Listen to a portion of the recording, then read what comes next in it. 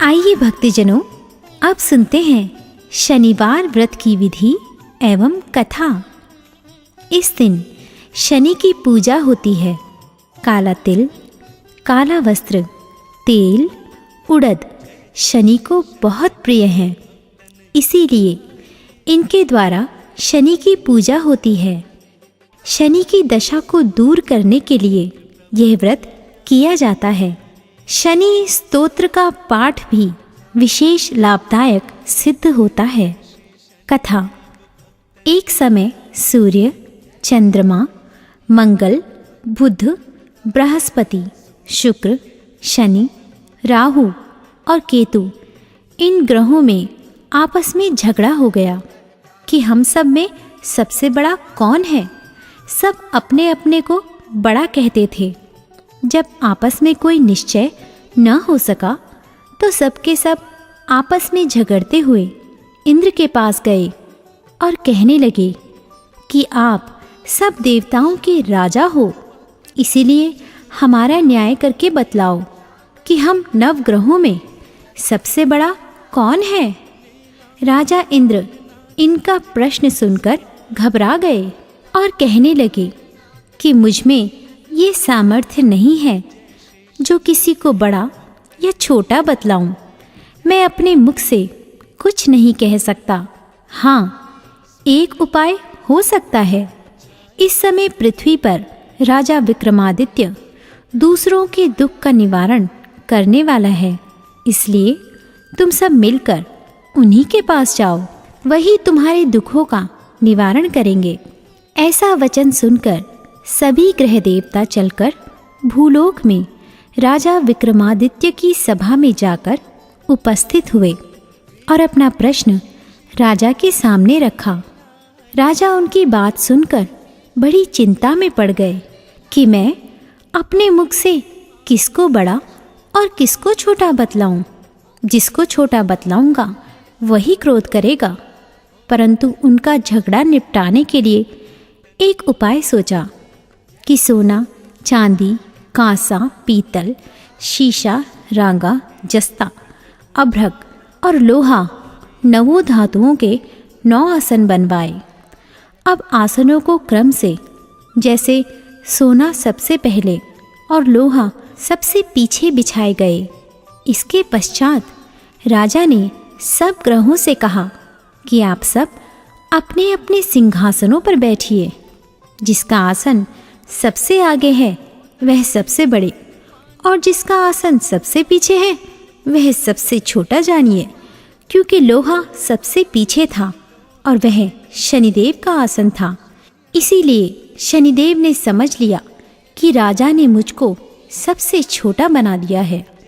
इस पर शनि को बड़ा क्रोध आया और कहा कि राजा, तू मेरे पराक्रम को नहीं जानता। सूर्य एक राशि पर 1 महीना, चंद्रमा 2.25 महीना 2 दिन, मंगल 1.5 महीना, बृहस्पति 13 महीने, बुध और शुक्र 1 महीने, परंतु मैं एक राशि पर 2.5 अथवा 7.5 साल तक रहता हूँ। बड़े बड़े देवताओं को भी मैंने भीषण दुख दिया है। राजन सुनो, राम जी को 7.5 आई और वनवास हो गया, और रावण पर आई तो राम जी ने लक्ष्मण की सेना लेकर लंका पर चढ़ाई कर दी, रावण के कुल का नाश कर दिया। हे राजा, अब तुम सावधान रहना। राजा कहने लगा, जो कुछ भाग्य में होगा देखा जाएगा। उसके बाद अन्य ग्रह तो प्रसन्नता के साथ चले गए, परंतु शनिदेव बड़े क्रोध के साथ वहाँ से सिधारे।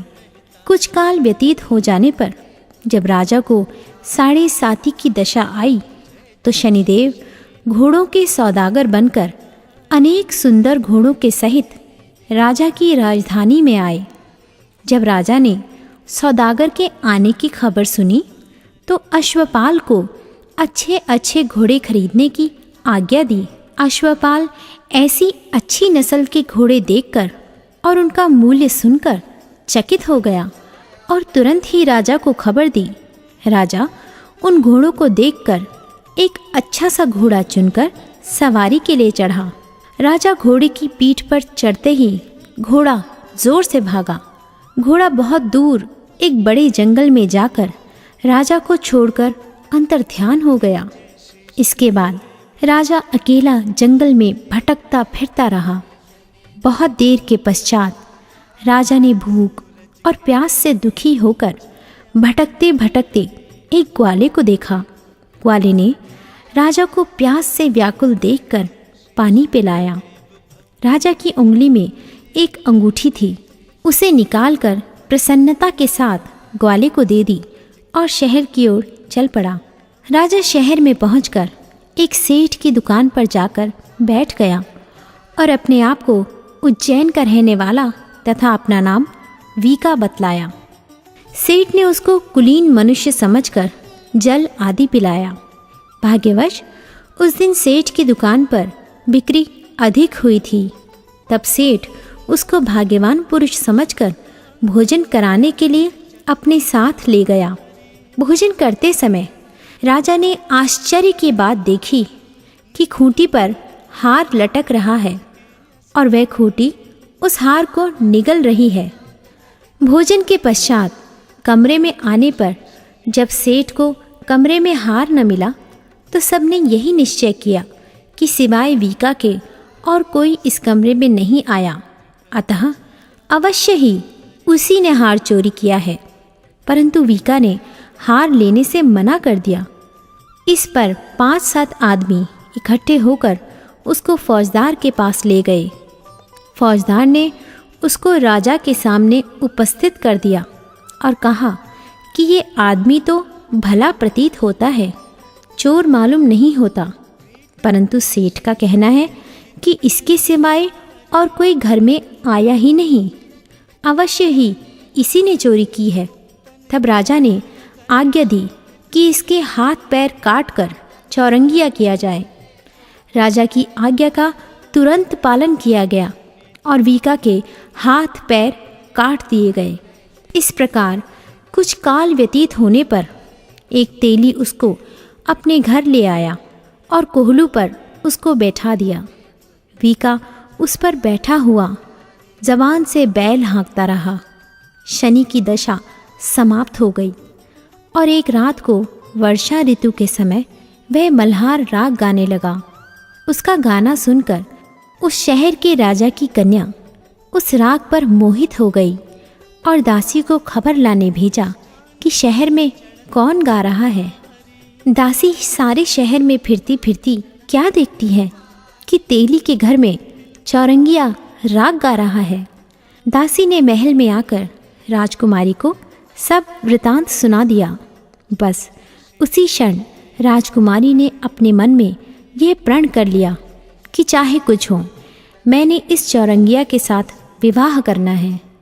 प्रातःकाल होते ही जब दासी ने राजकुमारी को जगाना चाहा तो राजकुमारी अनशन व्रत लेकर पड़ी रही।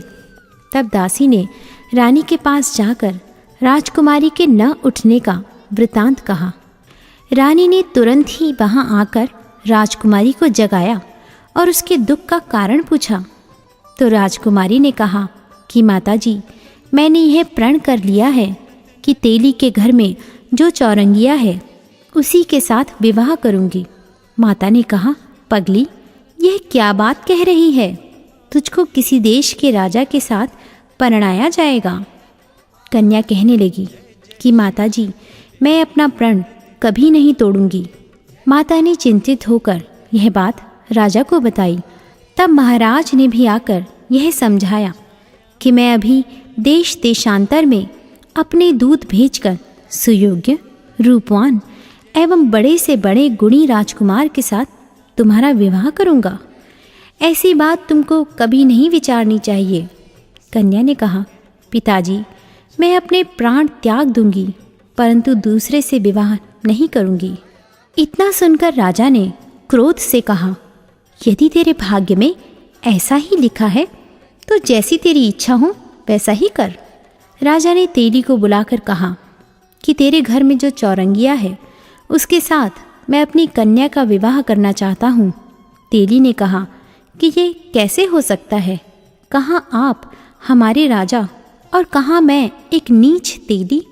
परंतु राजा ने कहा कि भाग्य लिखे को कोई नहीं टाल सकता, अपने घर जाकर विवाह की तैयारी करो।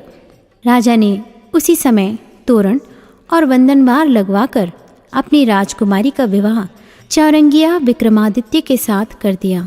रात्रि को जब विक्रमादित्य और राजकुमारी महल में सोए तो आधी रात के समय शनिदेव ने विक्रमादित्य को स्वप्न दिया कि राजा कहो, मुझको छोटा बतलाकर तुमने कितना दुख उठाया।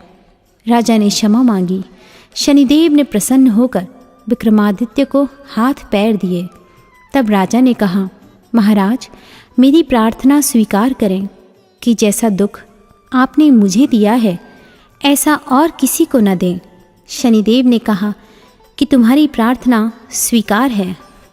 जो मनुष्य मेरी कथा सुनेगा या कहेगा उसको मेरी दशा में भी कभी किसी प्रकार का दुख नहीं होगा, और जो नित्य ही मेरा ध्यान करेगा या चींटियों को आटा डालेगा उसके सब मनोरथ पूर्ण होंगे। इतना कहकर शनिदेव अपने धाम को चले गए। राजकुमारी की आंख खुली और उसने राजा के हाथ पांव देखे तो आश्चर्य को प्राप्त हुई। उसको देखकर राजा ने अपना समस्त हाल कहा कि मैं उज्जैन का राजा विक्रमादित्य हूँ। यह सुनकर राजकुमारी अत्यंत प्रसन्न हुई। प्रातःकाल राजकुमारी से उसकी सखियों ने पूछा तो उसने अपने पति का समस्त वृतांत कह सुनाया। तब सबने प्रसन्नता प्रकट की और कहा कि ईश्वर ने आपकी मनोकामना पूर्ण कर दी। जब उस सेठ ने यह सुना तो वह विक्रमादित्य के पास आया और राजा विक्रमादित्य के पैरों पर गिरकर क्षमा मांगने लगा कि मैंने आप पर चोरी का झूठा दोष लगाया, अतः आप मुझको जो चाहें दंड दें। राजा ने कहा, मुझ पर शनिदेव का कोप था, इसी कारण यह सब दुख मुझको प्राप्त हुआ। इसमें तुम्हारा कोई दोष नहीं, तुम अपने घर जाकर अपना कार्य करो। सेठ बोला कि मुझे तभी शांति होगी जब आप मेरे घर चलकर प्रीतिपूर्वक भोजन करेंगे। राजा ने कहा, जैसी आपकी मर्जी हो वैसा ही करें। सेठ ने अपने घर जाकर अनेक प्रकार के सुंदर भोजन बनवाए और राजा विक्रमादित्य को प्रीति भोज दिया। जिस समय राजा भोजन कर रहे थे, एक अत्यंत आश्चर्य की बात सबको दिखाई दी। जो खूंटी पहले हार निकल गई थी वह अब हार उगल रही है। जब भोजन समाप्त हो गया तो सेठ ने हाथ जोड़कर बहुत सी मोहरें राजा को भेंट की और कहा कि मेरे श्रीकंवर नामक एक कन्या है, उसका पाणी ग्रहण आप करें। इसके बाद सेठ ने अपनी कन्या का विवाह राजा के साथ कर दिया और बहुत सा दान दहेज आदि दिया। इस प्रकार कुछ दिनों तक वहाँ निवास करने के पश्चात विक्रमादित्य ने शहर के राजा से कहा कि अब मेरी उज्जैन जाने की इच्छा है। फिर कुछ दिन के बाद विदा लेकर राजकुमारी मनभावनी, सेठ की कन्या श्रीकंवरी तथा दोनों जगह के दहेज में प्राप्त अनेक दास, दासी, रथ और पालकियों से सहित विक्रमादित्य उज्जैन की तरफ चले। जब शहर के निकट पहुँचे और प्रवासियों ने राजा के आने का संवाद सुना तो समस्त उज्जैन की प्रजा आगवानी के लिए गई। तब बड़ी प्रसन्नता से राजा अपने महल में पधारे। सारे शहर में बड़ा भारी महोत्सव मनाया गया और रात्रि को दीपमाला की गई। दूसरे दिन राजा ने शहर में यह सूचना कराई कि शनिश्चर देवता सभी ग्रहों में सर्वोपरि हैं। मैंने उनको छोटा बतलाया, इसी से मुझको यह दुख प्राप्त हुआ। इस कारण सारे शहर में सदा शनिश्चर की पूजा और कथा होने लगी। राजा और प्रजा अनेक प्रकार के सुख भोगती रही। जो कोई शनिश्चर की इस कथा को पढ़ता या सुनता है, शनिदेव की कृपा से सब दुख दूर होते हैं। शनिवार की कथा को व्रत के दिन अवश्य पढ़ना चाहिए।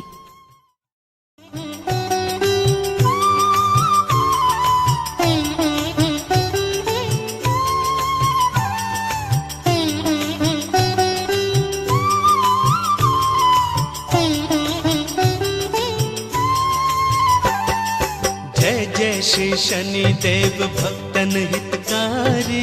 जय जय श्री शनि देव भक्तन हितकारी। सूरज के पुत्र प्रभु छाया महतारी। सूरज के पुत्र प्रभु छाया महतारी।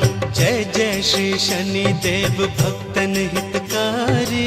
जय जय श्री शनि देव भक्तन हितकारी। सूरज के पुत्र प्रभु छाया महतारी। सूरज के पुत्र प्रभु छाया महतारी।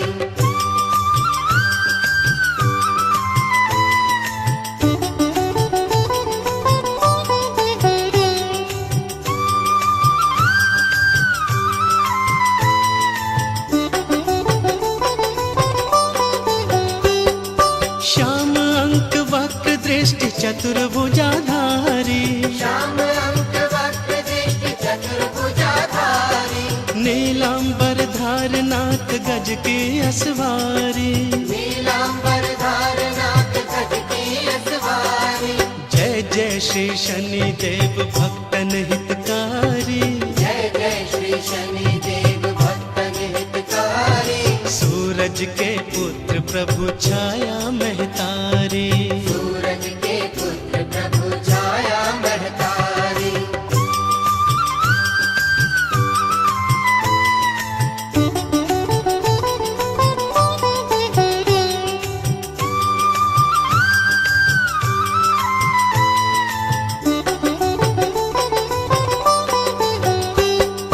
किरीट मुकुट शीश रजत दीपत है लीलारी। किरीट मुकुट शीश रजत दीपक है लीलारी।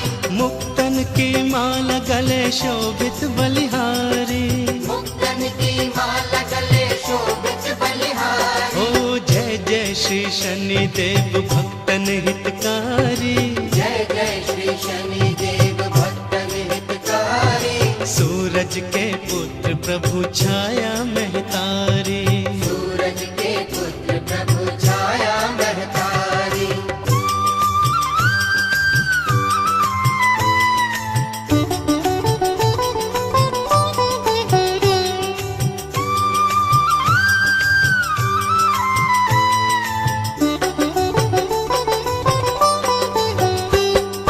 मोदक मिष्ठान पान चढ़त है सुपारी।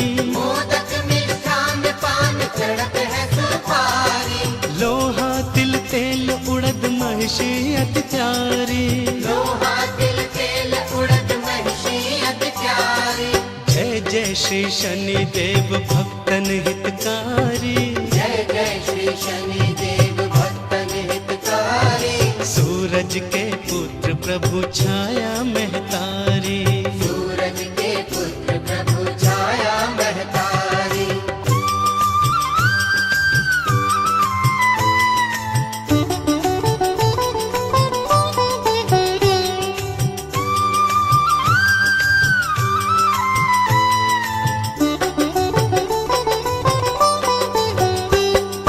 देव दनुज ऋषि मुनि सुमिरत नर नारी। देव तनुज ऋषि मुनि सुमिरत नर नारी। विश्वनाथ धरत ध्यान शरण है तुम्हारी। विश्वनाथ धरत ध्यान शरण है तुम्हारी। जय जय श्री शनि देव भक्तन हितकारी। जय जय श्री शनि देव भक्तन हितकारी। सूरज के पुत्र प्रभु छाया महतारी। सूरज के पुत्र प्रभु छाया महतारी। जय जय श्री शनि देव भक्तन हितकारी। जय जय श्री शनि देव भक्तन हितकारी। सूरज के पुत्र प्रभु छाया